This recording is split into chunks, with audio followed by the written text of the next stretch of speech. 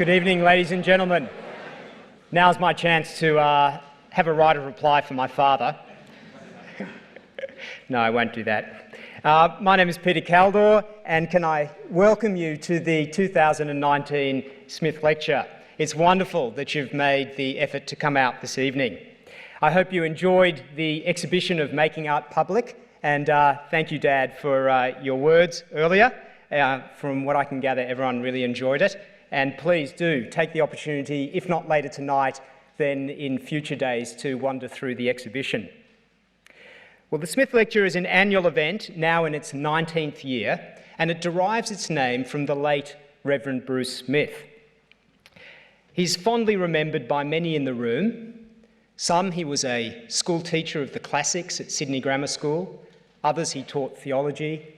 For some, he was a dear friend, and of course, for some, a father. Bruce was a special man whose love of people and culture and of God was so wonderfully intertwined. And it was in conversation with Bruce that the concept of the Smith Lecture was created.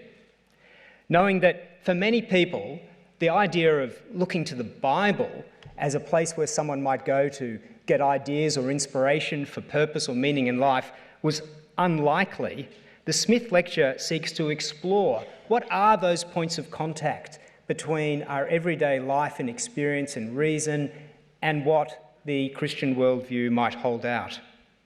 So we look forward to hearing your feedback on tonight's endeavour. Can I extend a special welcome to Andrew, Bruce's son, who's here. His other sons, Dave and Rob, send their apologies, and to Andrew's wife, Annette. It's lovely that you can be again with us. Before I introduce Anna McGahan, our lecturer for this evening, her good friend Brooke Prentis is with us, a descendant of the Waka Waka peoples, and she will do an acknowledgement of country.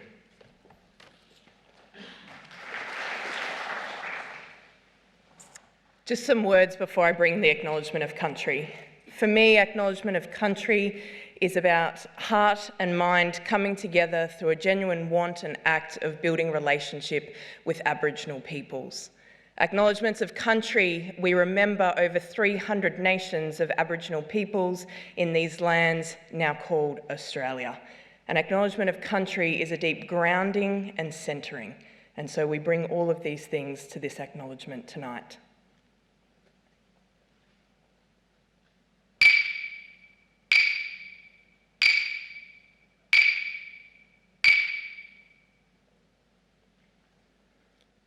In terms of our ancient cultural practices as Aboriginal peoples, I announce myself as a descendant of the Waka Waka peoples. I'm a visitor to these lands here tonight, as all of you are. So together tonight, we acknowledge the traditional custodians of these lands and waters upon which we meet, the Gadigal peoples. They have been and continue to be stewards on behalf of the Almighty Creator. They have cared for these lands and waters for thousands of years, for millennia. These clapsticks made with wood from my country, from Waka Waka country, remind us that beneath this stage and carpet and concrete and bitumen, this land holds many stories, all the ceremonies and celebrations it's seen and heard and been a part of since time immemorial. Together tonight, we gather in another form of celebration and remembering. May this acknowledgement of country as we acknowledge the Gadigal peoples remind us, help us to remember, help us to acknowledge the present and to challenge us for the future. And as I stand here in my bare feet, may it be a challenge and a reminder for you to take off your own shoes and socks, just as Uncle Joe Kirk has taught me, and feel the land beneath your bare feet, a centering, a grounding. And as I finish tonight, I want to bring a blessing. In the words of Auntie Betty Pike, this is especially a blessing for Anna McGahan, but it is for each of us as well. May you always stand as tall as a tree, be as strong as the rock Uluru, as gentle and still as the morning mist. Hold the warmth of the campfire in your heart, and may Creator Spirit walk with you and walk with us.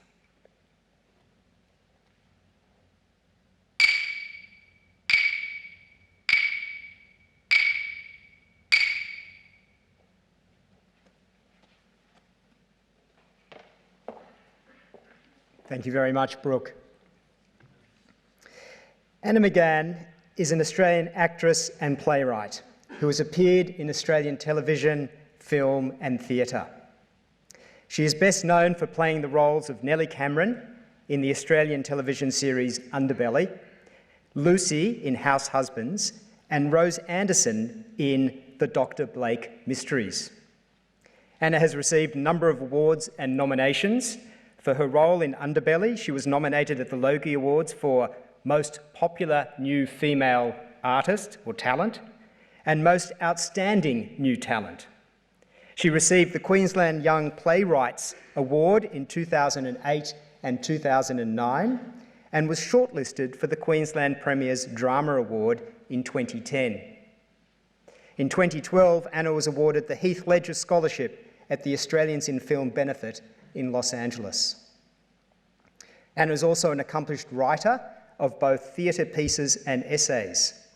In 2016, she was shortlisted for the Saturday paper's National Essay Award, the Horn Prize.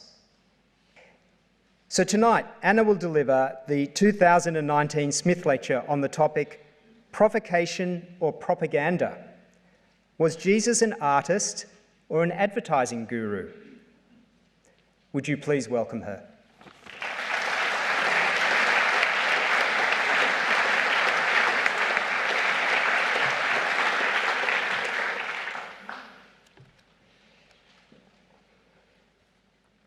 The artist is a strange and divisive beast. We artists come with our own mythology, a popular history of bawdy behaviour, addiction, indulgence, vanity and perpetual unemployment.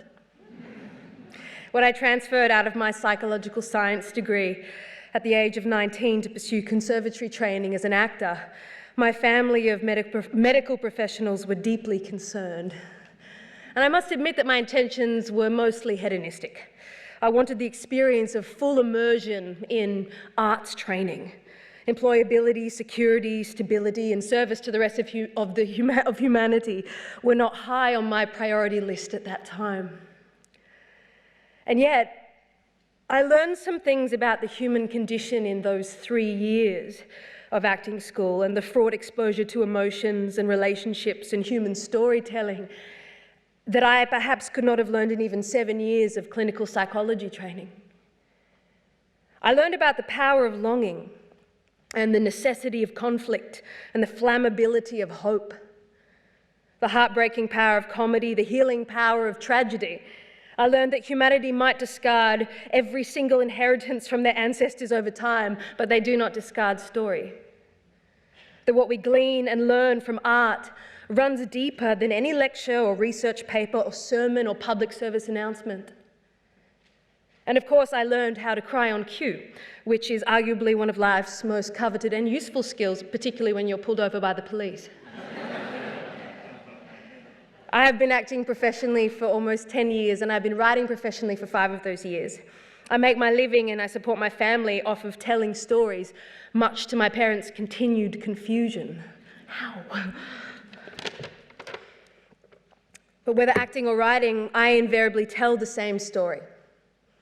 There is suffering, a journey behind it, good and evil battling, and an unlikely hero, a blueprint for humanity's own hopes and aches and desires, a narrative where what we truly yearn to be good wins, where the cold and tired and battered young hero finds his or her heart courage and pushes past their pain and saves someone or something, or sometimes the whole world. And we tell this story over and over and over again. We tell it to ourselves when we take ourselves to yet another Marvel movie. We tell it to our children when we read them Harry Potter at night. We tell it so that we remember it to be true. My commitment to the craft of telling this age-old story is not so much because it's easy, because it's not, or because I'm good at it, because that is arguable, but because I believe in it, because I've learned to consider the practice as worthy, as a service and not an indulgence. And I'd like to invite you into that paradigm tonight as well.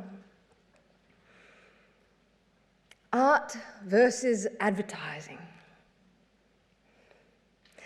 Of course, tonight we are discussing that, art versus advertising, and the fascinating parallels this has with our different approaches to the person of Jesus, another strange and divisive beast, if I may. The artist, despite their pure and holistic training in beauty and drama and ancient storytelling tropes, is well versed in advertising.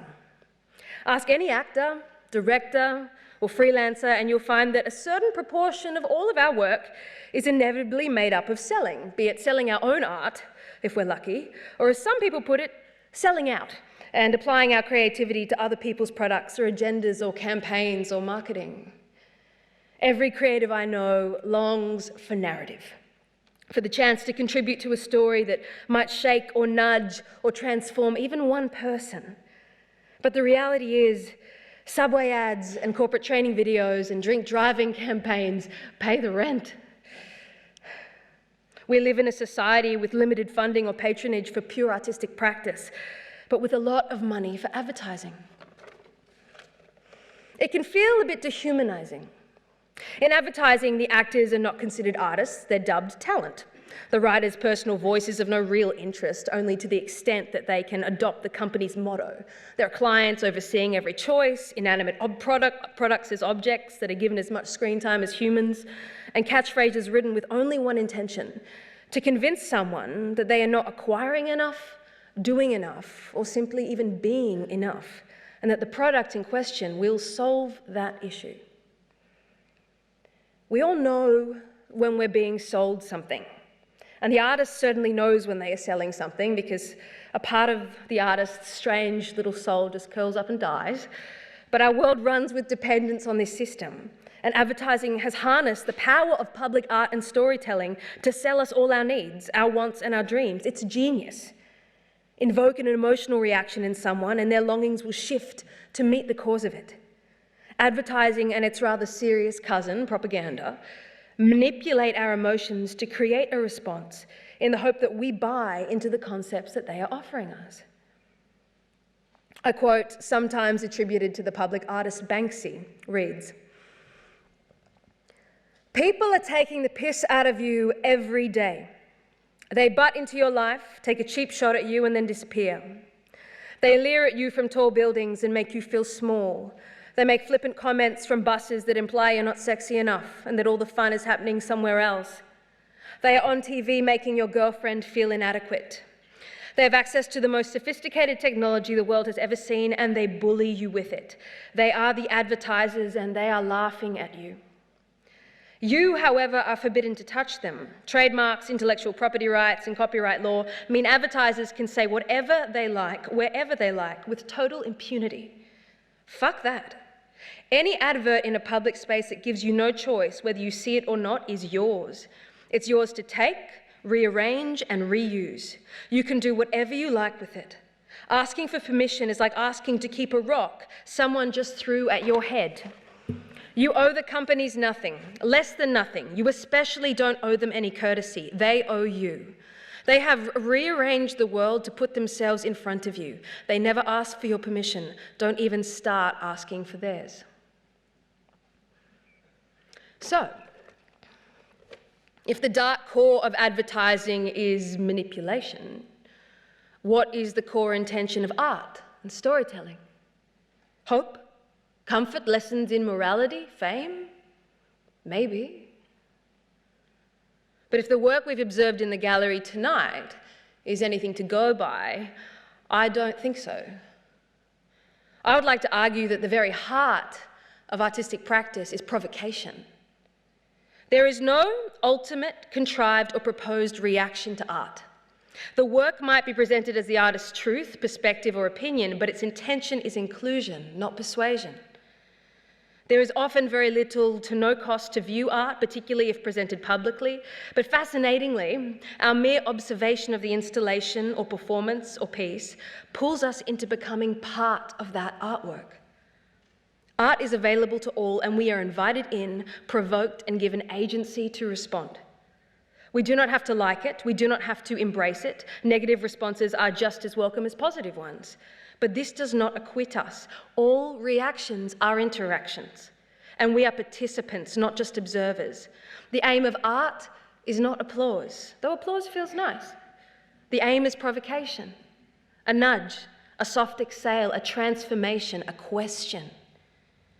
In pure artistic practice, no matter what the ego involved, the artist has not created the art for its saleability or power, but for its integrity of expression, for its honesty, for the joyful practice or the deep challenge or audacious authenticity of making something like that. C.S. Lewis proposes that is one of the functions of art, to present what the narrow and desperately practical perspectives of real life exclude. The artist creates space for a new perspective, but does not dictate what that perspective should be. They invite an eternal reaction instead of the advertiser's call to external action. They produce beauty for the very sake of beauty, not for the way beauty might intoxicate or titillate or influence us. They produce what is ugly too, because they are free to do so. The artist is a provocateur, a curator or creator of thought, perspective, response, wonder, and beauty, a truth teller, no matter what the fiction on offer. The writer Madeleine L'Engle said, "Truth is what is true and not necessarily factual. Truth and fact are not the same thing. Truth does not contradict or deny facts, but it goes through and beyond facts. This is something that is very difficult for some people to understand. Truth can be dangerous." Is the Bible propaganda? So based on these definitions, how on earth do we approach the subject of Christianity?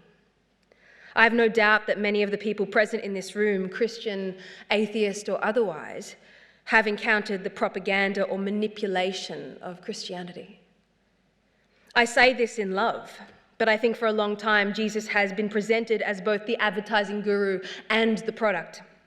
The Bible is publicly condemned as a persuasive and dictating text that serves as religious advertising material, and evangelicals as pyramid scheme recruiters happily offering the Kool-Aid.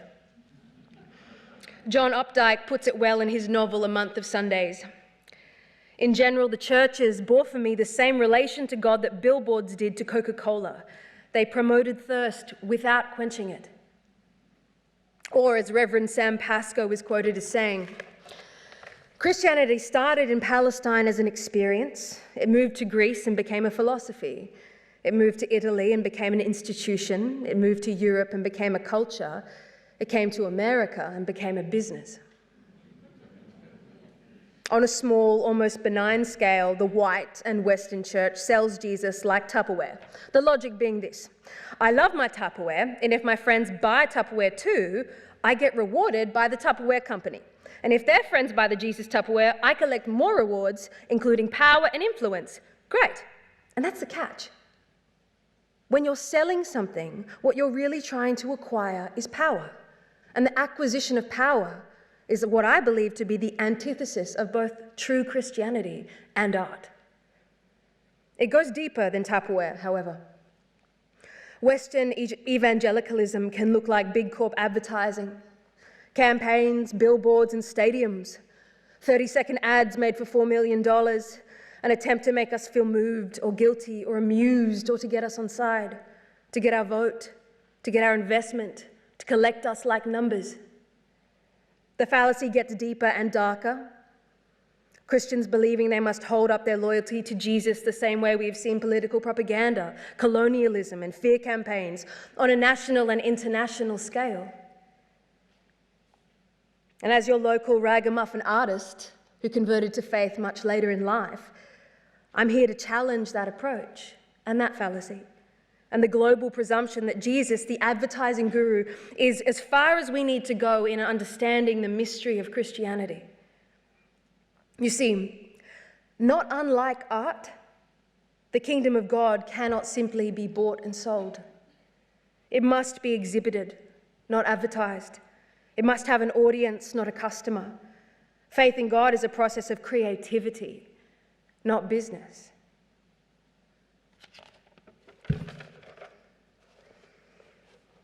Jesus as an artist. The story of Jesus, for those that might not know it, is one of reconciliation. God and humanity were somewhat estranged, and so he sent his Son in fragile human form to speak, forgive, heal, perform miracles, and provoke God's people into transformation and ultimately relationship, a new relationship beyond their previous religious law. Some rejects and rough sorts accepted the invitation, but the religious tortured and then executed him for heresy. In his death, a death he knew was coming, he claimed to be receiving the final punishment for humanity's eternity of brokenness and evil, that it was a sacrifice that would reconcile humanity to God. 3 days later, he resurrected to prove it, and later it was all written down by people who were there, and the 4 Gospels of the Bible came into being. A very strange and divisive story. But how does this make Jesus an artist? I would like to propose that if we view this story as an intentional provocation and as a public work of art, inviting us to engage and respond, not sign up and blindly invest, that we might discover something new. I would like to suggest that having faith in Jesus is an act of creative collaboration with God, not merely an ideology we've bought into. This story is not passive. Once we've heard it, it implicates us, and we're thrust into the middle of it. Whether we like it, whether we hate it, devour it, or disbelieve it, we must respond to it. An example. About a month ago, a book that I wrote was published, and it was released into the world. It was a memoir of certain aspects of my relationship with my own body and with God. The queer and sexual female body, the broken and abused female body, and the radical and transformative power of the Jesus story. Provocative, to say the least. But of course, storytelling is provocative. When someone presents a narrative, truth or fiction, and implicates you in that story, it turns into something to either resist or receive. I took a bit of Anne Lamott's wisdom in writing it when she so boldly stated, "You own everything that happened to you. Tell your stories. If people wanted you to write warmly about them, they should have behaved better." I think I went pretty gently, considering. But from the beginning, I had to be very clear with my publisher and those that I needed to ask permission from that this wasn't a historical text. My story was true, but it was not my attempt at a conclusive summary of events. I expressly reiterated that it was intended as a piece of art, an exploration of storytelling and poetic interpretation, truth-telling, maybe in its most dangerous form, to show the extraordinary distance between 2 points, to show the very secret and sacred thread I had uncovered in my own narrative. It was ugly in parts, and it required a very strict lens, and it omitted many people and events and dissected others. But it implicated many because it was about my body, and bodies exist in relationships. And even though all identities were protected, some of those who partook in my story saw themselves in the draft pages and were terrified of the thought of publication. Some people said, "I don't like the way that you've presented me." And some people said, "I don't agree with your version of the truth." We didn't remember events the same way. We didn't remember our relationships through the same lens, and how could we have? We have different bodies, we have different stories. But that didn't mean that my story wasn't true. My book is a specific piece of literature, and its construction actually includes not only those who are mentioned within its pages, but also those that declined to be, those that I personally silenced or omitted, the bright highlights and the shadows. The whole truth is, of course, not only my perspective. I do not have a monopoly on it, simply because I wrote my story down. The truth exists between us, outside of the pages, in the way that me and these other people have wrestled or reconciled or interacted over many, many years. Truth is not just what the book says, but it is still a valid truth. Perhaps so too it is with God's story. The story of Jesus is not the world's whole story. It isn't even Jesus' whole story. One of the books in the Bible clearly says that if everything that had happened had been written down, there wouldn't be room in the world for all the books that would be written. The story of Jesus, we know, is a brief and biased perspective, yes, but what if it's still true? We are implicated in this piece of truth-telling. We are written into its pages even when we do not read it, even when we deconstruct or disbelieve it. And we must, if we want to be rigorous for the inner life that we're curating within ourselves. Our dissection or rejection of Jesus makes it into the story. Our acceptance or repentance makes it into the narrative too.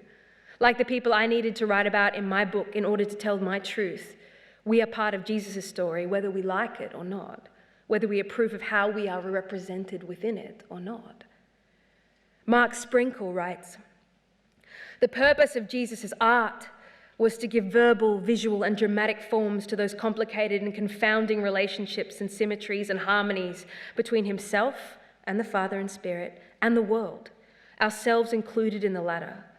Such creative expressions did and do not make everything clear, but rather resist simple clarity, forcing their hearers to come at the whole complicated, opaque truth from a position of intellectual and spiritual humility." It isn't only the text of the Bible I am referring to, however, when I speak of Jesus' artistry. Though these scriptures are a fascinating mix of poetry and ancient storytelling and prophetic public art, Christians understand the Bible to be a long, curated collection of oral histories recorded by human hands and chosen with divine intention, holy storytelling. It is remarkable that the Word became flesh and then became Word again. But the Bible is not the art I specifically want to refer to tonight. The art I see and I feel and I understand when I behold the Jesus story is the very way he lived. His life on earth was the public provocation that we still respond to today. Here is an artist who not only tells his stories as a gift, but one who lives the story and then allows the story to change everything.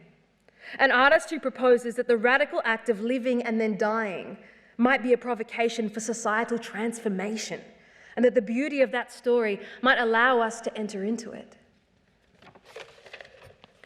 Fascinatingly, the acclaimed writer Oscar Wilde stated of Jesus that the very basis of his nature was the same as that of the nature of the artist, an intense and flame-like imagination. To the artist, expression is the only mode under which he can conceive life at all. To him, what is dumb is dead, but to Christ, it was not so. With a width and wonder of imagination that fills one almost with awe, he took the entire world of the inarticulate, the voiceless world of pain as his kingdom and made of himself its eternal mouthpiece. And feeling with the artistic nature of one to whom suffering and sorrow were modes through which he could realize his conception of the beautiful, that an idea is of no value till it becomes incarnate and is made an image. He made of himself the image of the man of sorrows, and as such has fascinated and dominated art as no Greek god ever succeeded in doing. I've often lived from character to character in my work as an actor, allowing the stories of others to colour my own life, which I personally found quite dull and unimpressive. But when I came across the Jesus story, I began to get a hunger for my own character again, and a desire to live a life worthy of that mystery.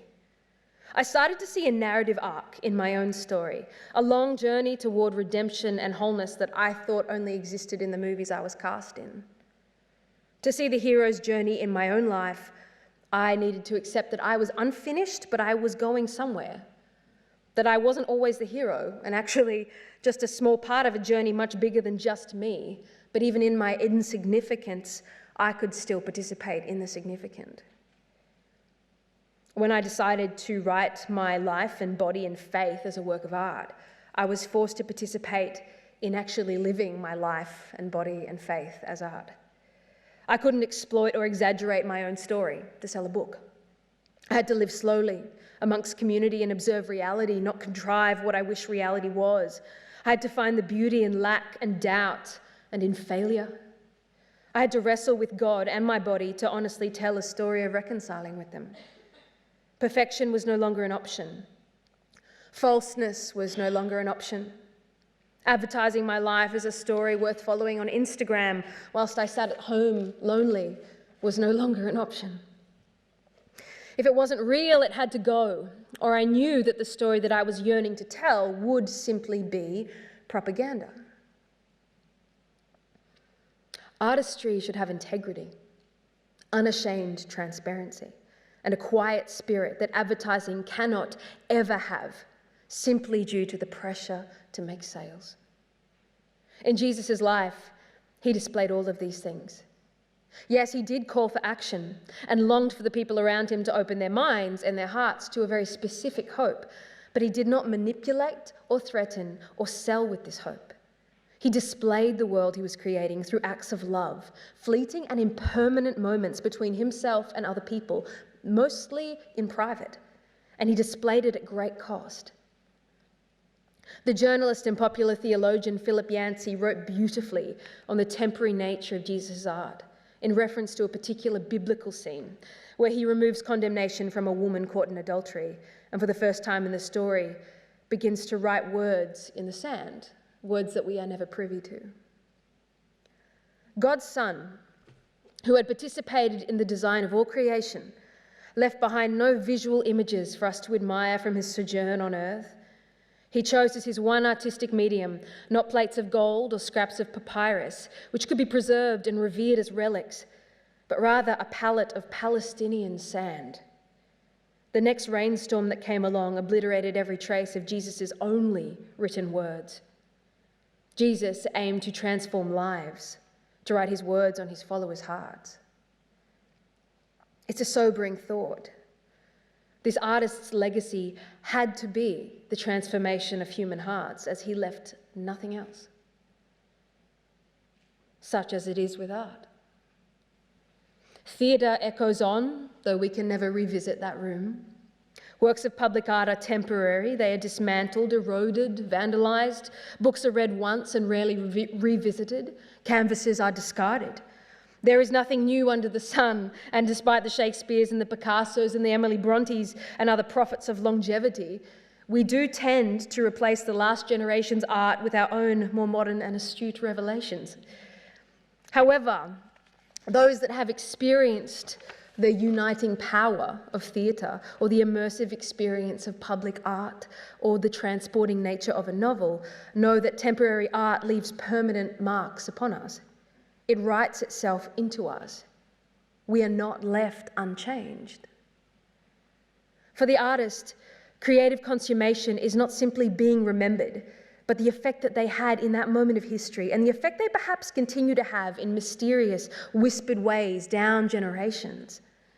The prevailing work of the artist is what is transformed within the communities on both a small and large scale, what is provoked by a single performer and what is discovered even within a single audience in the isolation of a rural Middle Eastern village, and how that one private interaction might then transform someone 2,000 years later in a world so thoroughly different that the records of that time barely make sense. As C.S. Lewis claims in his essay collection on stories, the story of Christ is simply a true myth, a myth working on us in the same way as the others, but with this tremendous difference that it really happened. The absolute impermanence and quiet humility of Jesus' life show to me that the last intention on his heart was propaganda. The man of sorrows simply and unashamedly was, and he let whatever response was deemed necessary play out in its fullness, for better or worse. Those responses, as we know, were mixed. He was followed and worshipped, revealed as a healer, revered as a healer and a saviour. He was also humiliated and tortured and executed by the very people he had apparently come to rescue from oppression. It is a risk to come with a message like that and leave nothing of permanence. There is no fallback, there is no plan B. Either the message will continue to transform lives or it will fall weakly away. And yet here we are.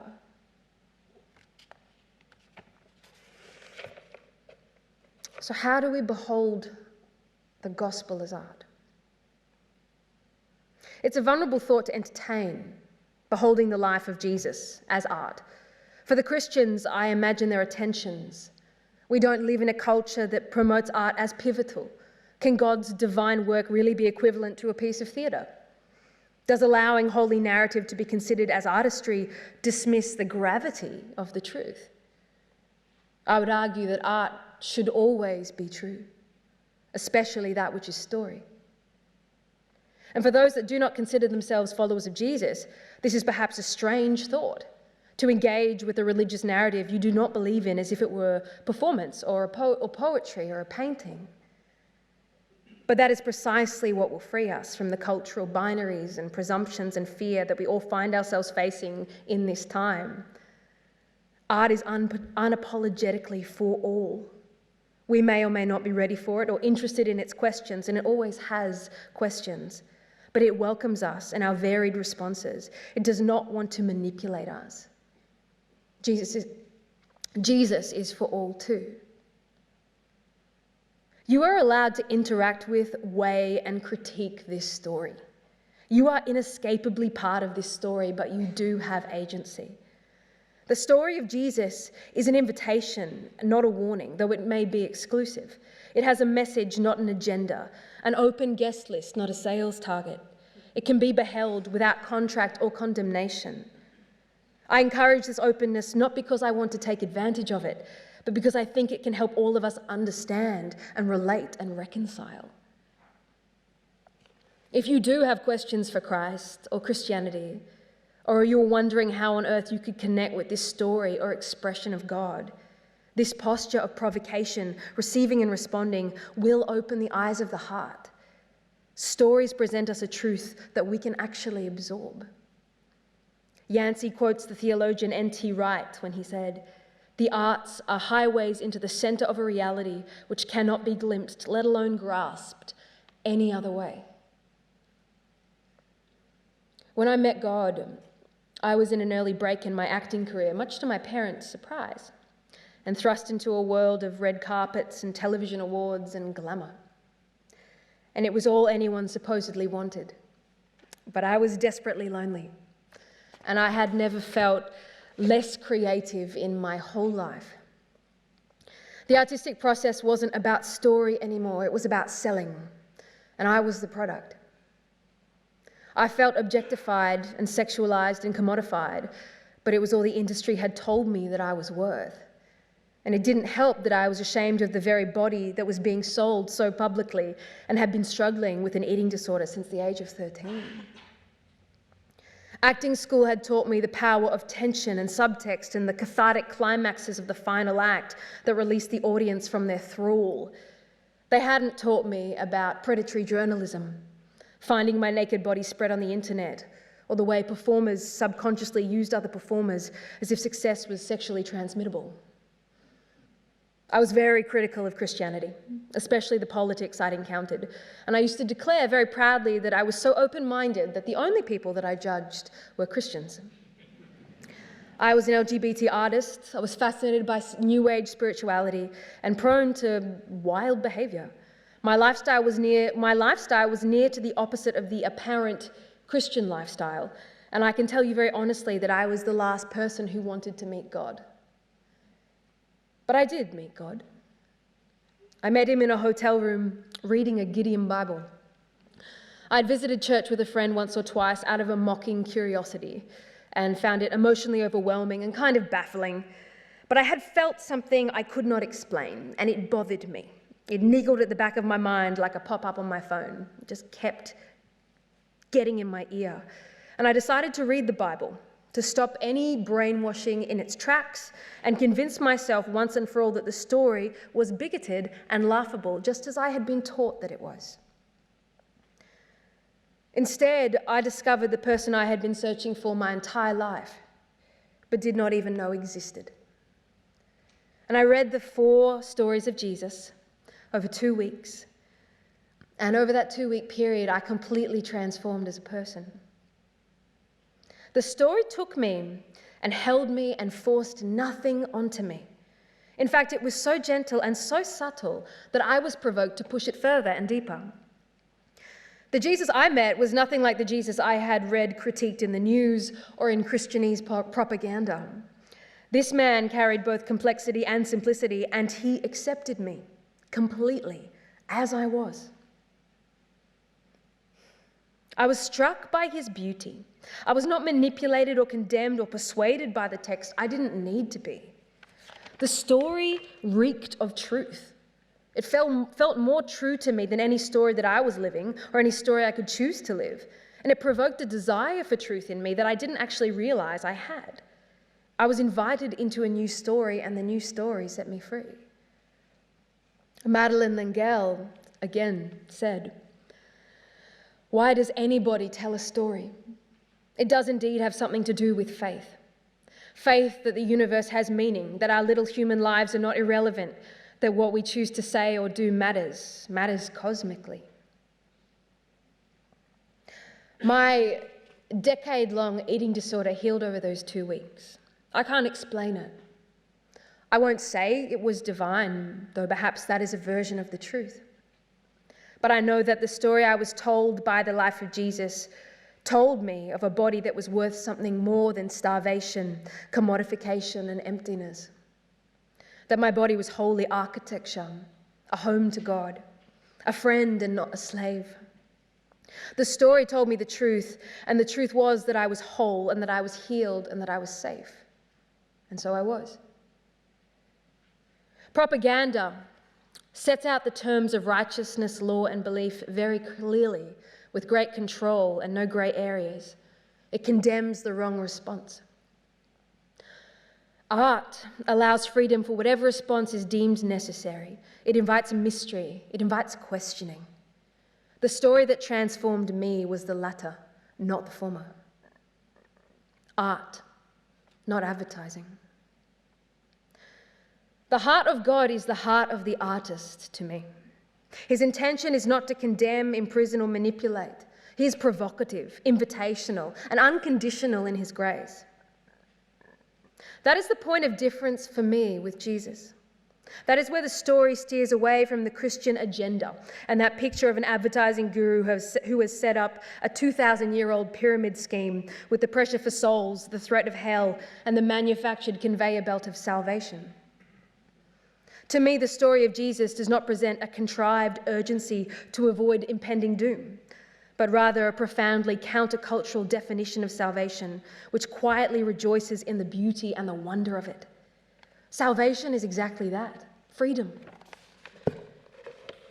If it is urgent, it is in the same way a groom might await his bride on their wedding day. It is the urgent tension of love unconsummated. Salvation is an invitation to taste the free banquet, to sit under the tree and feel the shade, to let a man die so that he might get to love you, to have that heavy backpack lifted off your shoulders so you can walk the rest of the way home lightly and gently. Those things are not transactional. They are simply offered by the artist for free. All that is required is that you step into the gallery, that you behold the creation, that you open the book, and you let yourself into the story. Thank you.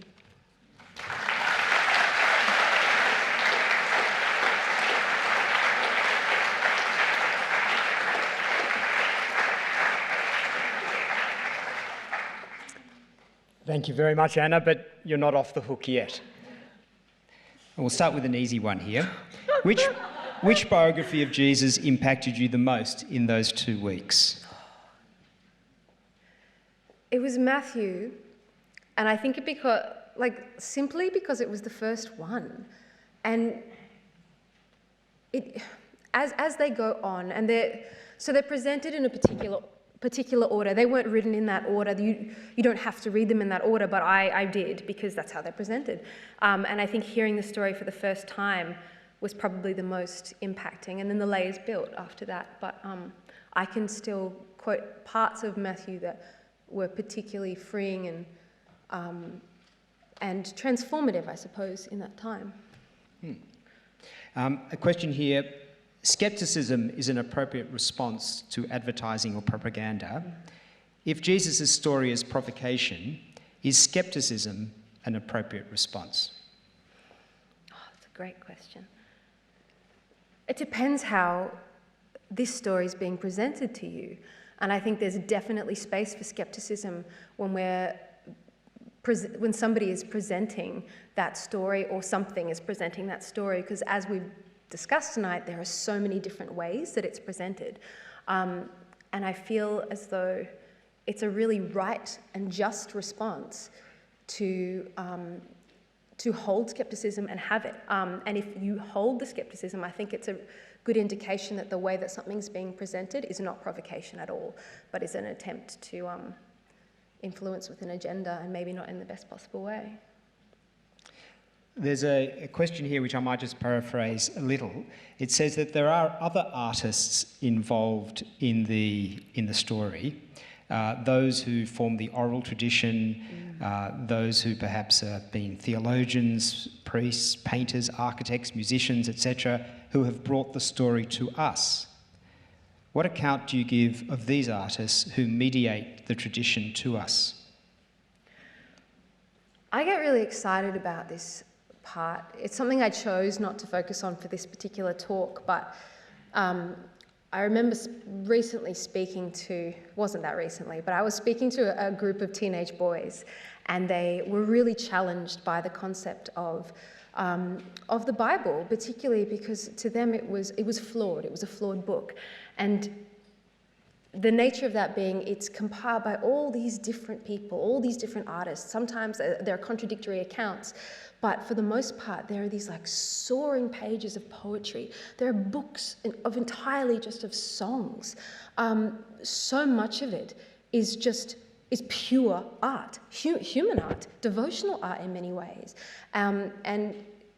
We were able to have a conversation about, well, at least for me, the very broken and flawed nature of the Bible, and I say that in a holy brokenness, I suppose, because that's my perspective, indicates the truth of it to me. The fact that it is so human, that it is so full of artistry, that it is so full of collaboration, to me is more of an indication of a divine book than if it had dropped out of heaven and one person had said, here you go, here's the truth.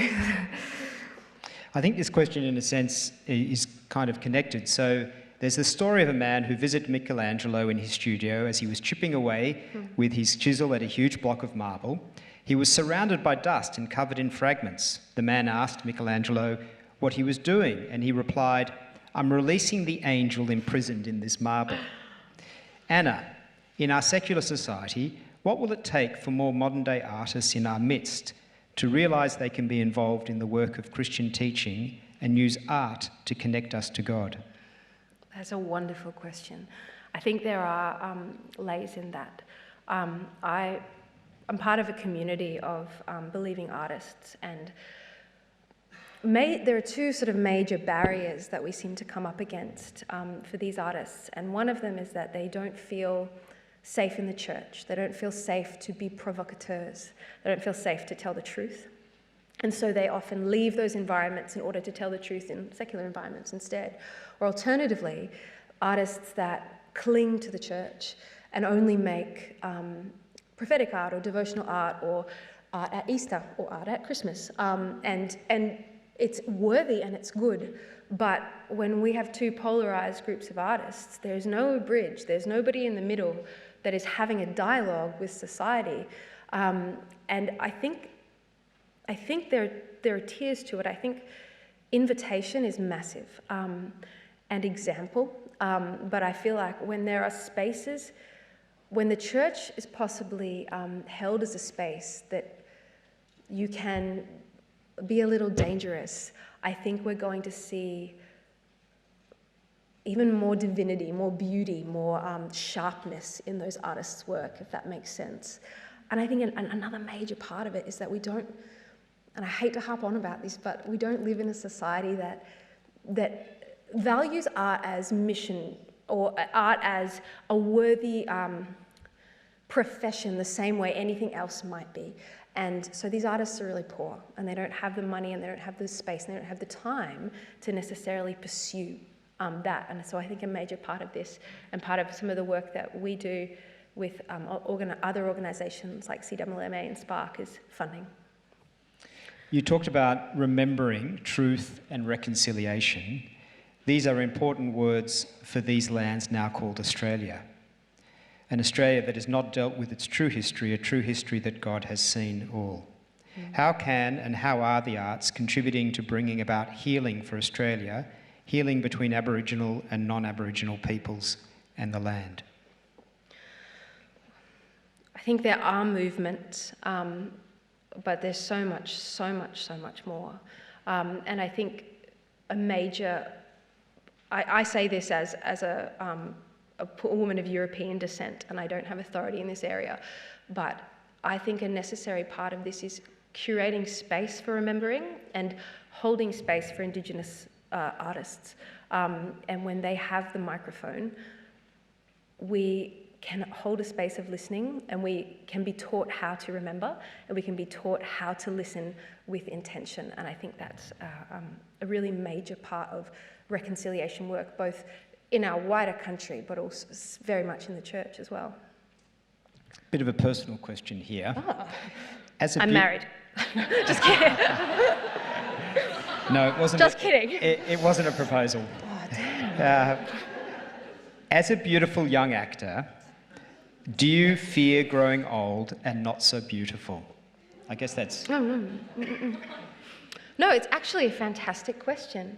It's a major issue for a lot of women in my industry because value is placed on youth, and you see it. You see actors on television constantly getting Botox, and no judgment, but to me, it's simply indicative of a culture that says you aren't actually worth anything to us except whatever the expression is on your face, whatever you can do with your brain, whatever you can do with the huge enormity of who you are inside is irrelevant to us.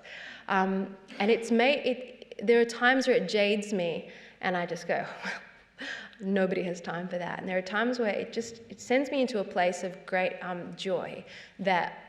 And particularly now, a few years ago, it was terrifying.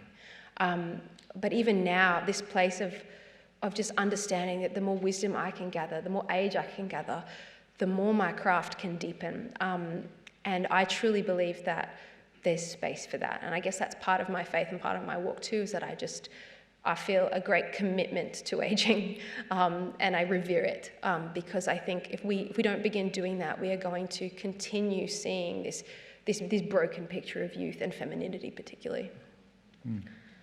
If art is a highway to the heart, why does the average person not find art so accessible? The artist is both searching and uncovering. How do we develop that capability or attitude in us? I think it's almost developing the language.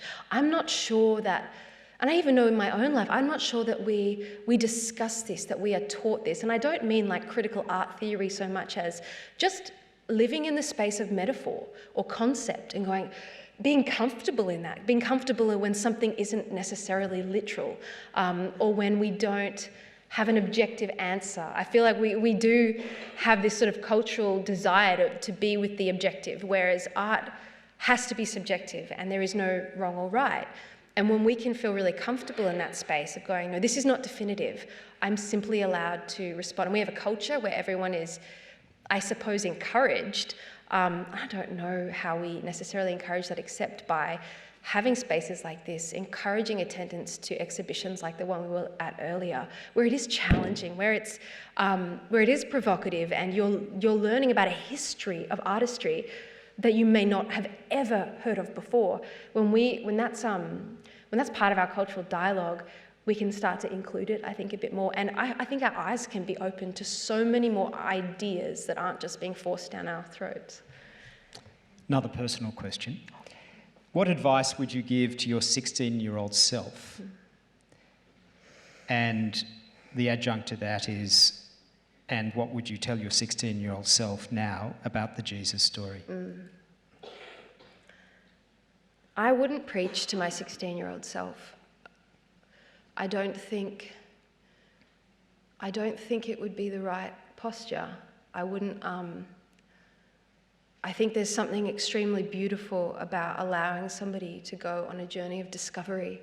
And even though my temptation might be to go, this will solve it, I think the journey was necessary. But what I would say to her I think when I was 16 and I was in high school, it looked as though life had this really low ceiling, and I wasn't even sure I would survive. I was really unwell, and it just felt as though life would only ever be what was in this particular box, and it could never be anything else.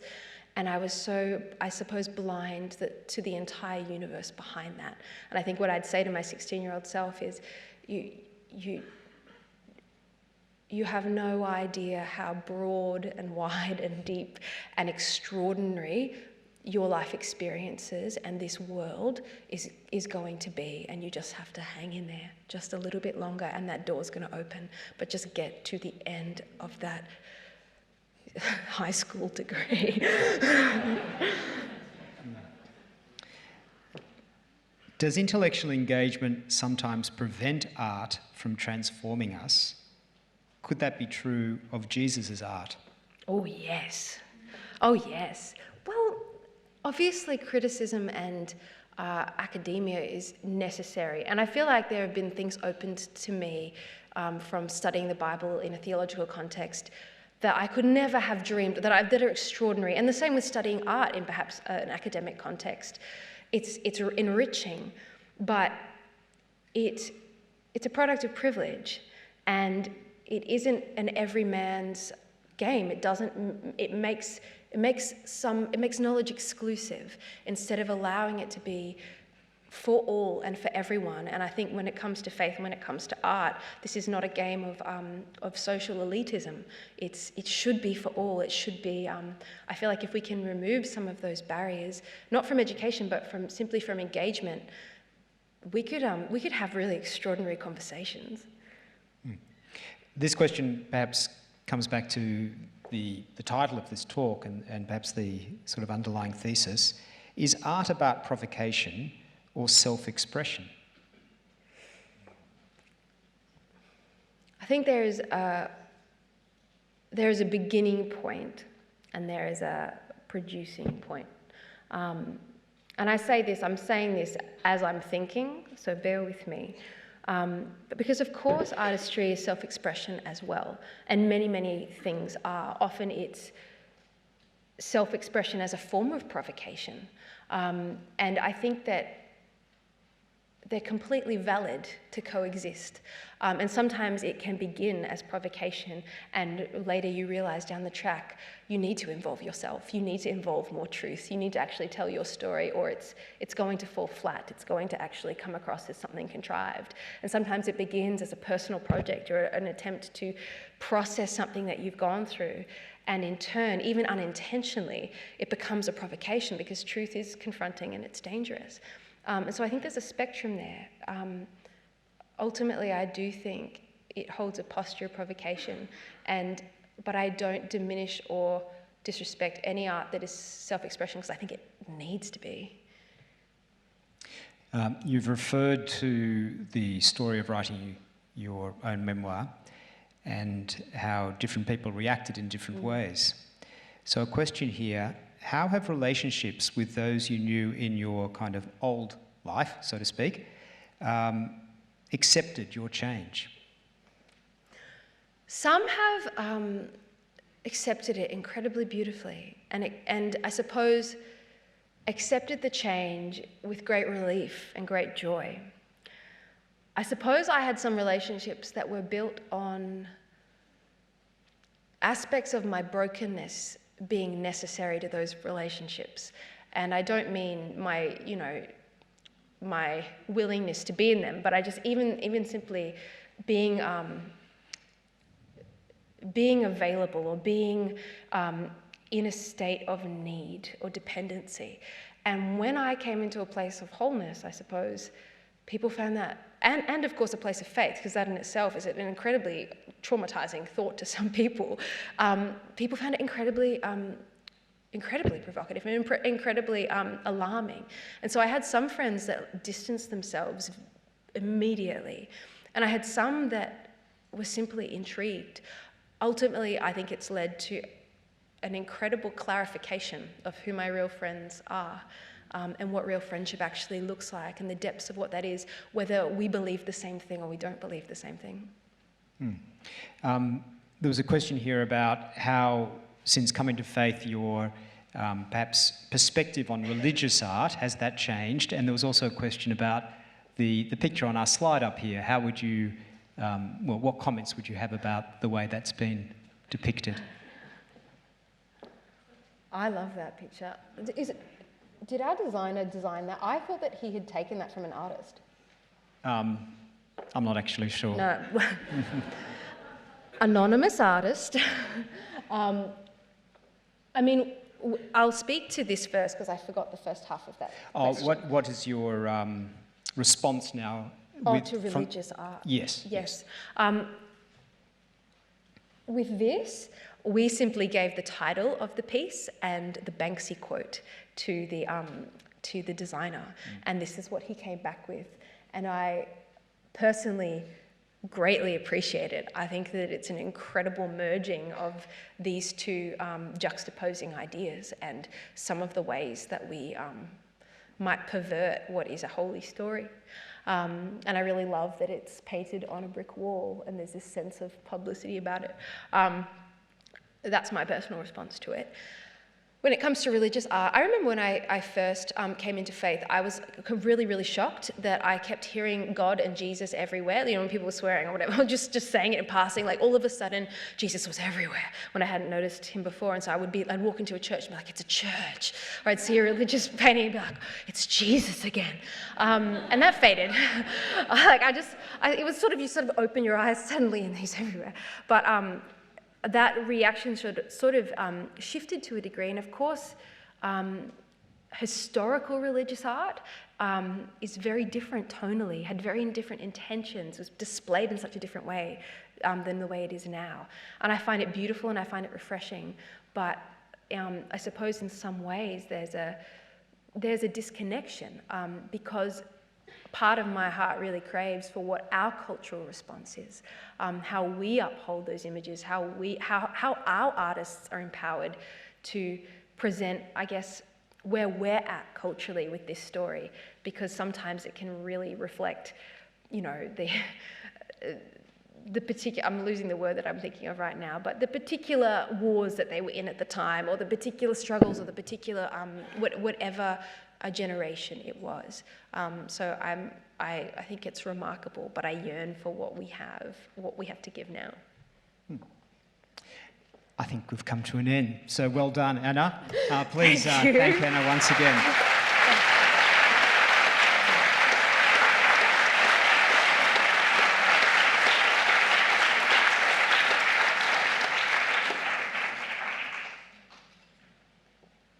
I'm going to invite Stephen McAlpine, newly joined as a national communicator with an initiative called Third Space, to give a brief vote of thanks.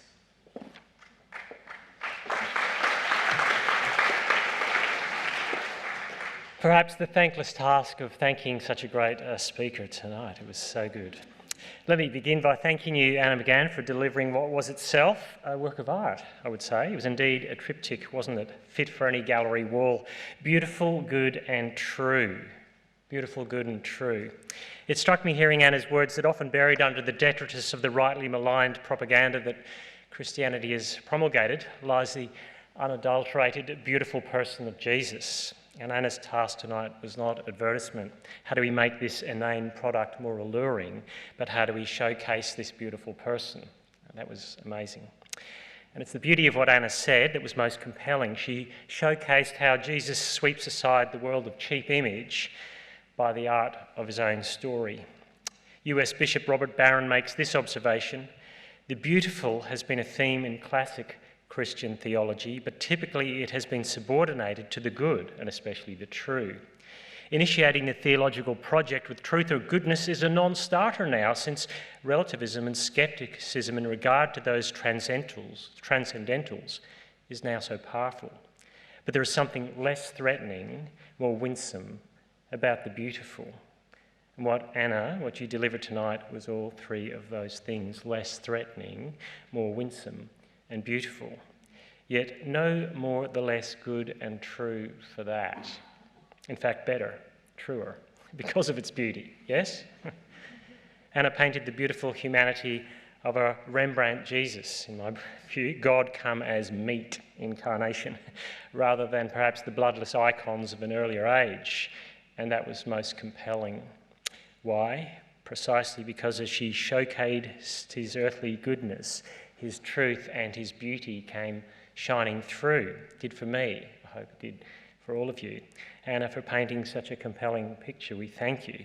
And we thank you for the invitation you gave us, not simply to walk past Jesus like one would through a gallery of antiquities, but to stop and gaze at that beauty, to be captivated by it. Elvis Costello wrote a song called All This Useless Beauty, a homage to Guillermo Poussin's novel of the same name. And Costello's song laments our modern times and its propaganda, times in which the great task of provocative art has been subverted by propaganda and advertising. And he says in the song these lines: "Nonsense prevails, modesty fails, grace and virtue turn into stupidity. Even the world of story, often beautiful story, told in the world that you inhabit, has its own underbelly, advertising paying the rent, as you said, but the personal price being so high." Tonight, Anna, you turn back the tide of nonsense with modesty, honesty and intellect, but most of all with grace and virtue, two of the most beautiful works in and of themselves to admire. Ladies and gentlemen, please join me again in thanking our 2019 Smith Lecture guest, Anna McGahan.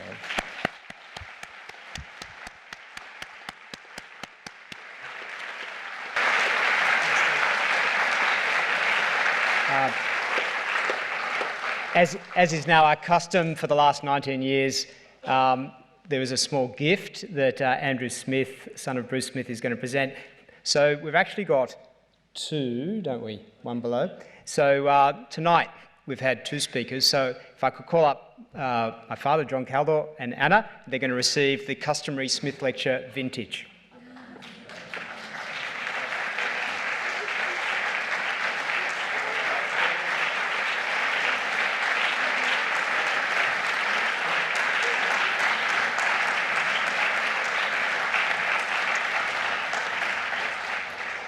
Well, I hope you enjoyed this evening, both upstairs in the Making Art public space and here in the theatre. And as was our wish, I hope that you have been provoked in your thinking about life, about the person of Jesus, and that you will go away perhaps a little bit transformed in your thinking. Tonight was possible because of many people who have helped behind the scenes, so you know who you are, so thank you for your work. So I wish you a very nice evening. Thank you again for coming, and I hope I can see many of you in 2020.